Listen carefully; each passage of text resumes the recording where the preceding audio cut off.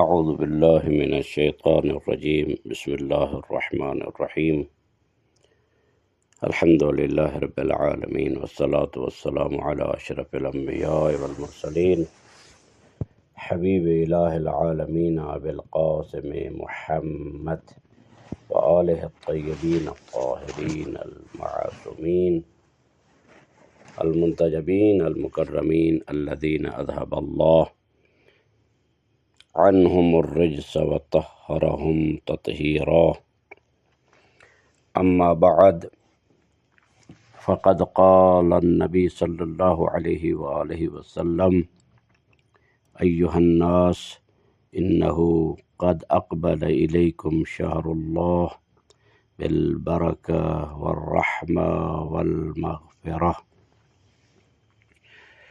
خداوند متعال آپ سب کی توفیقات خیر میں اضافہ فرمائے اور ماہ صیام کی برکتوں سے مالا مال فرمائے۔ ماہ رمضان کے حوالے سے پہلا لیکچر اور پہلی گفتگو آپ کی خدمت میں حاضر ہے، انشاءاللہ توجہ سے سماعت فرمائیں گے۔ خطبہ شعبانیہ جو پیغمبر خاتم صلی اللہ علیہ وآلہ وسلم نے ارشاد فرمایا ماہ شعبان کے آخری جمعۃ المبارک میں، اور اس خطبہ کو نقل کیا امام علی ابن موسیٰ الرضا علیہ السلام نے اپنے آباء و اجداد اور اپنے والد گرامی حضرت امام کاظم علیہ السلام، اور پھر اسی طرح انہوں نے امام صادق علیہ السلام سے، حتیٰ کہ اس کو سند کے اعتبار سے اور روایت کے اعتبار سے پہنچاتے ہیں امیر کائنات تک، کہ امیر کائنات نے فرمایا کہ رسول خدا صلی اللہ علیہ وآلہ وسلم نے ماہ شعبان کے آخری جمعۃ المبارک میں یہ خطبہ ارشاد فرمایا جو پیغمبر خاتم صلی اللہ علیہ وآلہ وسلم کی طرف منسوب ہے، اور پیغمبر نے ارشاد فرمایا۔ البتہ اس کو منسوب کیا جاتا ہے ائمہ علیہ السلام کی طرف، چونکہ راوی خود ائمہ طیبین و طاہرین ہیں، اس وجہ سے ان کی طرف بھی ان کو منسوب کیا جاتا ہے۔ اس کا مطلب اے لوگو، بے شک تمہاری طرف اللہ کا مہینہ یعنی رمضان المبارک برکت، رحمت اور مغفرت کے ساتھ آ رہا ہے۔ ماہ رمضان کی فضیلت، قرآن پاک میں ارشاد پروردگار ہوتا ہے شہر رمضان الذی انزل فیہ القرآن ھدی للناس وبینات من الہدی والفرقان۔ سورہ بقرہ آیت 185۔ یعنی رمضان المبارک کا مہینہ وہ ہے جس میں قرآن نازل کیا گیا جو لوگوں کی ہدایت کے لیے ہے، اور اس میں ہدایت اور حق و باطل کے درمیان فرق کرنے والی واضح نشانیاں پائی جاتی ہیں۔ اس آیت کریمہ سے واضح ہوتا ہے کہ رمضان کا مہینہ نہایت مقدس اور بابرکت ہے، کیونکہ اس مہینے میں قرآن مجید نازل ہوا۔ ماہ رمضان کو شہر اللہ یعنی اللہ کا مہینہ کہا جاتا ہے، جو اس کی عظمت اور فضیلت کو ظاہر کرتا ہے۔ یہ نسبت قرآن پاک، احادیث معصومین علیہم السلام اور علماء کی نظر میں بہت اہمیت کی حامل ہے۔ اس کی تفصیل آپ کی خدمت میں عرض کرنے کی سعادت حاصل کرتا ہوں۔ قرآن پاک کی روشنی میں قرآن مجید میں ماہ رمضان کو یعنی جو عظمت ماہ رمضان ہے، قرآن پاک کی نظر میں کیا ہے؟ قرآن مجید میں ماہ رمضان کو اللہ کی طرف منسوب کرنے کی وجہ اس کی عظمت اور اس میں نازل ہونے والی عظیم نعمت قرآن مجید ہے۔ اللہ تبارک و تعالیٰ ارشاد فرماتا ہے شہر رمضان الذی انزل فیہ القرآن ھدی للناس وبینات من الہدی والفرقان۔ یعنی رمضان کا مہینہ وہ ہے جس میں قرآن نازل کیا گیا، جو لوگوں کے لیے ہدایت ہے، اور اس میں ہدایت اور حق و باطل کے درمیان فرق کرنے والی نشانیاں ہیں۔ اس آیت سے واضح ہوتا ہے کہ رمضان کو اللہ کی طرف منسوب کرنے کی وجہ یہ ہے کہ اس مہینے میں قرآن مجید جیسی عظیم نعمت نازل ہوئی جو انسانیت کے لیے ہدایت کا سر چشمہ ہے۔ دوسرا نمبر، احادیث معصومین علیہ السلام کی روشنی میں قرآن کی عظمت کیا ہے اور ماہ رمضان کی عظمت کیا ہے۔ معصومین علیہ السلام نے ماہ رمضان کی عظمت اور اسے اللہ کی طرف منسوب کرنے کی وجہ بیان فرمائی ہے۔ رسول اللہ صلی اللہ علیہ وآلہ وسلم کا ارشاد، آپ نے فرمایا، انہو قد اقبل الیکم شہر اللہ بالبرکت والرحمت والمغفرہ، یعنی بے شک تمہاری طرف اللہ کا مہینہ یعنی رمضان المبارک برکت، رحمت اور مغفرت کے ساتھ آ رہا ہے۔ اس حدیث میں رمضان کو شہر اللہ کہا گیا ہے، جو اس کی عظمت اور اس کی طرف نسبت کو، یعنی جو اس کی عظمت کو اجاگر کرتا ہے اور اللہ کی طرف اس کی نسبت جو ہے اس کو واضح کرتا ہے۔ امام علی علیہ السلام کا ارشاد گرامی ہے، شہر رمضان شہر اللہ عز و جل، یعنی رمضان کا مہینہ اللہ تعالی کا مہینہ ہے۔ امام علیہ السلام نے اس مہینے کی عظمت کو بیان کرتے ہوئے اسے اللہ کی طرف منسوب فرمایا ہے۔ امام جعفر صادق علیہ السلام کا ارشاد، شہر رمضان سید الشہور، یعنی رمضان کا مہینہ تمام مہینوں کا سردار ہے۔ اس حدیث سے معلوم ہوتا ہے کہ رمضان کو اللہ کی طرف منسوب کرنے کی وجہ اس کی فضیلت اور عظمت ہے۔ علماء کی نظر میں شیعہ اور سنی علماء نے ماہ رمضان کو اللہ کی طرف منسوب کرنے کی وجہ اس کی عظمت، فضیلت اور اس میں موجود عبادتوں کی اہمیت کو بیان فرمایا ہے۔ علامہ طباطبائی کی تفسیر المیزان میں لکھا ہے کہ رمضان کو اللہ کی طرف منسوب کرنے کی وجہ یہ ہے کہ اس مہینے میں قرآن مجید نازل ہوا، جو اللہ کی سب سے بڑی نعمت ہے۔ اس مہینے میں عبادتوں کا اجر بڑھ جاتا ہے اور اللہ کی رحمت نازل ہوتی ہے۔ امام خمینی فرماتے ہیں کہ رمضان کو شہر اللہ کہنے کی وجہ یہ ہے کہ یہ مہینہ انسان کو اللہ کے قریب کرتا ہے۔ اس مہینے میں روزہ، نماز، تلاوت قرآن اور دعا کے ذریعے انسان اپنے رب سے قربت حاصل کرتا ہے۔ شیخ عباس قمی کی کتابوں میں اور خصوصاً مفاتیح الجنان میں رمضان کی فضیلت اور اسے اللہ کی طرف منسوب کرنے کی وجہ بیان ہے۔ وہ لکھتے ہیں کہ رمضان وہ مہینہ ہے جس میں شیطان قید ہو جاتا ہے اور انسان کو نیکیوں کی طرف رغبت ملتی ہے۔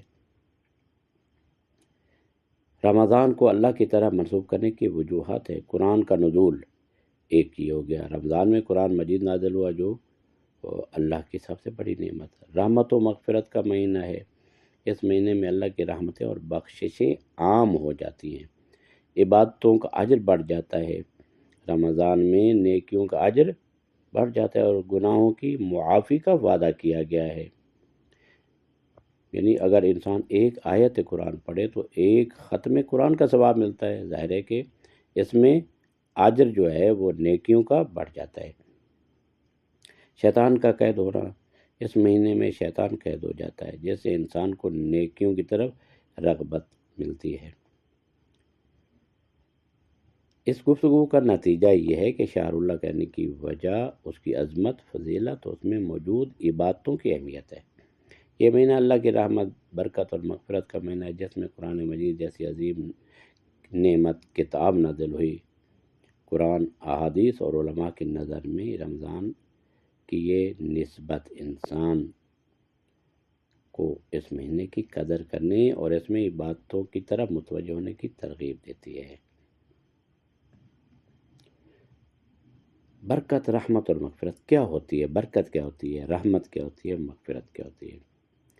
حدیث میں ماہ رمضان کو برکت، رحمت اور مغفرت کا مہینہ قرار دیا گیا ہے۔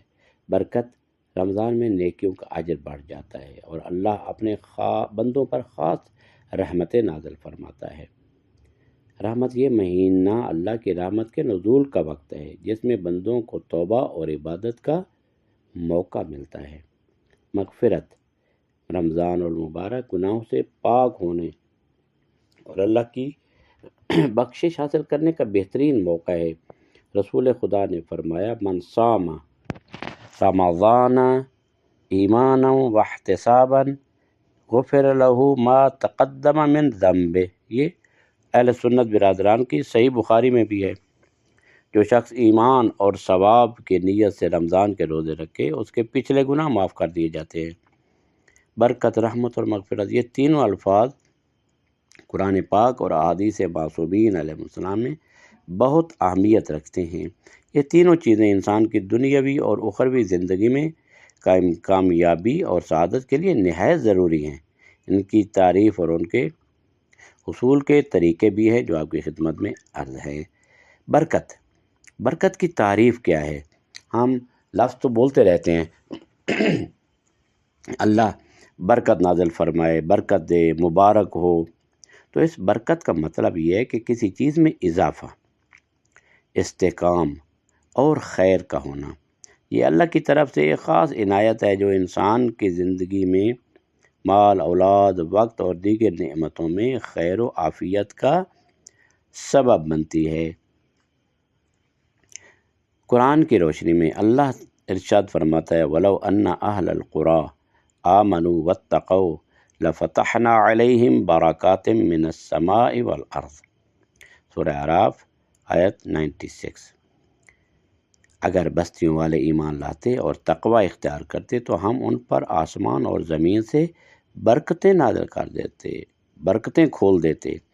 اس آیت سے واضح ہوتا ہے کہ برکت کا حصول ایمان اور تقوی پر منحصر ہے۔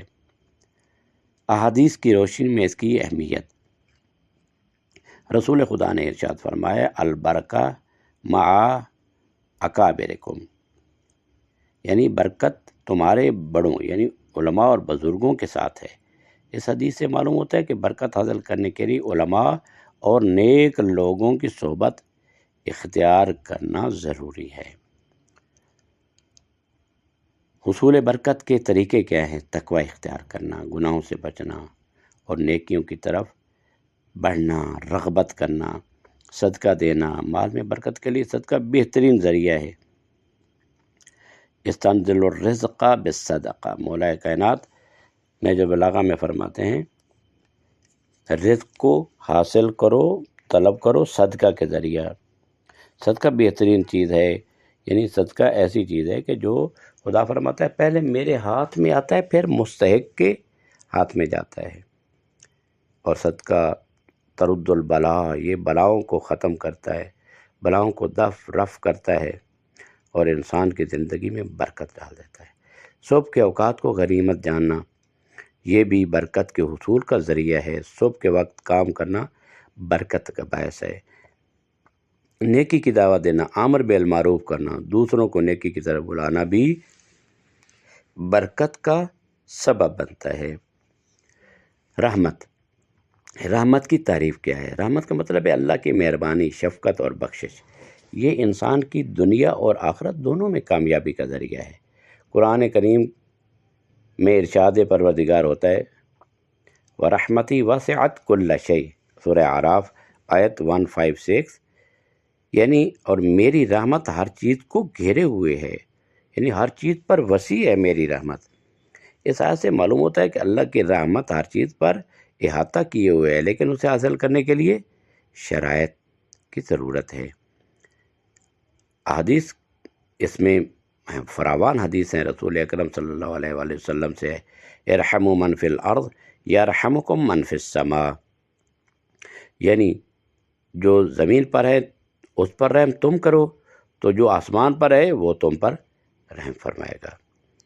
اس سے معلوم ہوتا ہے کہ دوسروں پر رحم کرنا اللہ کی رحمت حاصل کرنے کا ذریعہ ہے۔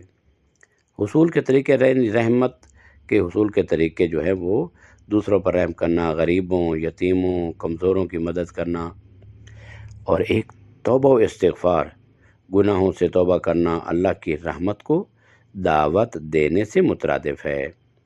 صلہ رحمی کرنا، رشتہ داروں کے ساتھ اچھا سلوک کرنا، نماز اور دعا کے ذریعے اللہ کی رحمت کو طلب کرنا، اور مغفرت کا مطلب ہے گناہوں کی معافی اور بخشش۔ یہ انسان کے لیے آخرت میں نجات کا ذریعہ ہے۔ قرآن کی آیات اس میں بہت زیادہ ہیں۔ اللہ ارشاد فرماتا ہے وَإِنِّي لَغَفَّارٌ لِمَن تَابَ وَآمَنَ وَعَمِلَ صَالِحًا ثُمَّ اهْتَدَىٰ، سورہ طٰہٰ آیت 82 میں، یعنی اور بے شک میں اس شخص کے لیے بخشنے والا ہوں جو توبہ کرے، ایمان لائے، نیک عمل کرے اور پھر ہدایت پر قائم رہے۔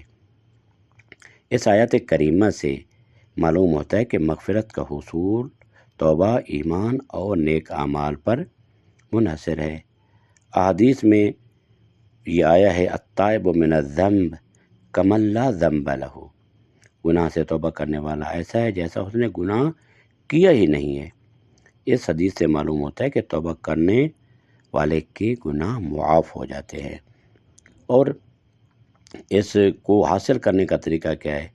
یعنی مغفرت کو حاصل کرنے کا تو توبہ کرنا، گناہوں سے سچے دل سے توبہ کرنا، نماز تہجد رات کے وقت نماز پڑھنا مغفرت کا باعث بنتا ہے، صدقہ دینا اس سے گناہ معاف ہوتے ہیں، استغفار کرنا، دیر رات استغفار کرنا، خاص طور پر استغفر اللہ ربی و اتوب الیہ پڑھنا، اور یہ تمام کام دل سے انسان انجام دے تو تب یہ برکت، رحمت اور مغفرت حاصل ہوتی ہے۔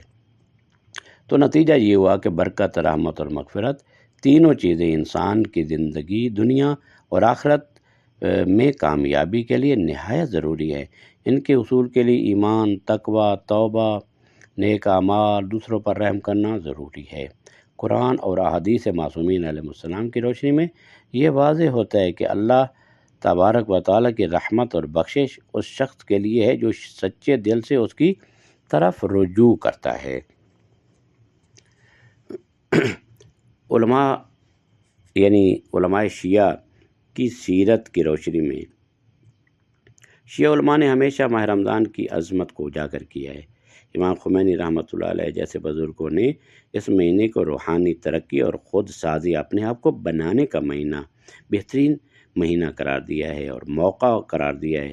وہ فرماتے ہیں کہ رمضان صرف بھوک اور پیاس برداشت کرنے کا مہینہ نہیں، بلکہ یہ اپنے نفس کو پاک کرنے، اللہ سے قربت حاصل کرنے اور معاشرے میں نیکی پھیلانے کا بہترین وقت ہے۔ اسی طرح علامہ طباطبائی رحمۃ اللہ علیہ جیسے مفسرین نے قرآن کی آیات کی روشنی میں رمضان المبارک کی روحانی اور اخلاقی اہمیت کو واضح طور پر بیان کیا ہے۔ اب ہم عملی اقدامات کو کیسے کریں؟ رمضان کے روزے فرض ہیں جو تقوی، پرہیزگاری پیدا کرتے ہیں۔ تلاوت قرآن، اس مہینے میں قرآن کی تلاوت پر خصوصی توجہ دینی چاہیے اور یقیناً مسلمان اس پر توجہ دیتے ہیں۔ دعا و مناجات، شیعہ روایات میں رمضان کی راتوں میں دعاؤں اور عبادت پر بہت زور دیا گیا ہے، خاص طور پر دعائے ابو حمزہ صومالی اور دعائے سحر، اور اس طرح دعائے صباح بھی ہے، اور امام زمانہ جل اللہ تعالیٰ فرج شریف کی دعائے عہد ہے۔ صدقہ و خیرات، غریبوں اور محتاجوں کی مدد کرنا اس مہینے کی اہم ترین سنتوں میں سے ہے۔ لہذا نتیجہ یہ ہوا کہ ماہ رمضان المبارک اللہ کی طرف سے ایک بہترین تحفہ ہے جو ہمیں گناہوں سے پاک ہونے اور روح کو پاکیزہ بنانے اور اللہ کی رحمت حاصل کرنے کا موقع فراہم کرتا ہے۔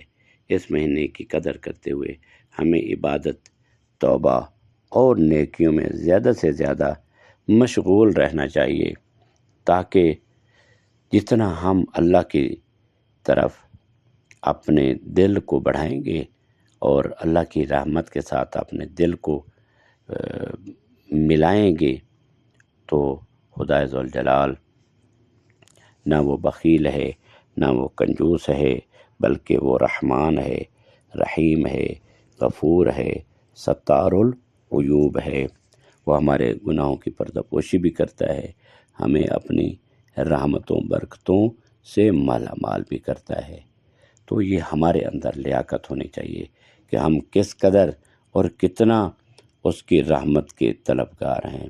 تو خدایا دعا ہے تمام مومنین و مومنات اور خصوصاً جو یہ عرائض سن رہے ہیں، پروردگار ان سب کو اپنی برکتوں، رحمتوں اور اپنے ہدایہ عظیمہ سے بہرہ مند ہونے کی توفیق عطا فرما۔